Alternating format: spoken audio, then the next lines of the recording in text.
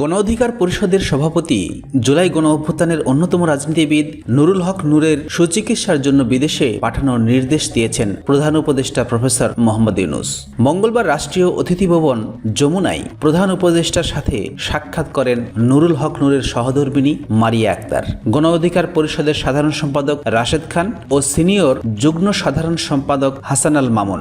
এ সময় সুচিকিৎসার জন্য নূরকে বিদেশে পাঠাতে স্বাস্থ্য মন্ত্রণালয়কে নির্দেশ দেন প্রধান উপদেষ্টা।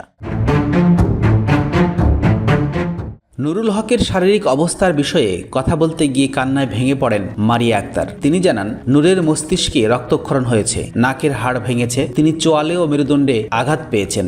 সুচিকিৎসার জন্য নূরকে বিদেশে নেওয়া প্রয়োজন বলে জানান তার স্ত্রী মারিয়া আক্তার। এই সময় তাৎক্ষণিকভাবে সুচিকিৎসার জন্য নূরকে বিদেশে পাঠাতে স্বাস্থ্য মন্ত্রণালয়কে নির্দেশ দিয়ে প্রফেসর মোহাম্মদ ইউনূস বলেন, এই ঘটনায় আমরা সবাই স্তম্ভিত। তার সুচিকিৎসায় আমরা সব ধরনের ব্যবস্থা নিয়েছি। এই ঘটনায় বিচার বিভাগীয় তদন্ত হচ্ছে।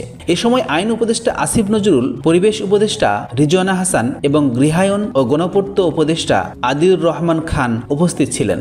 আইন উপদেষ্টা আসিফ নজরুল জানান, হামলার ঘটনায় বিচারপতি আলী রেজার নেতৃত্বে 1 সদস্য বিশিষ্ট একটি কমিটি করা হয়েছে। বুধবারের মধ্যেই এ সংক্রান্ত গেজেট প্রকাশিত হবে। 15 দিনের মধ্যে তদন্ত কমিটি তাদের তদন্ত কাজ সম্পন্ন করবে।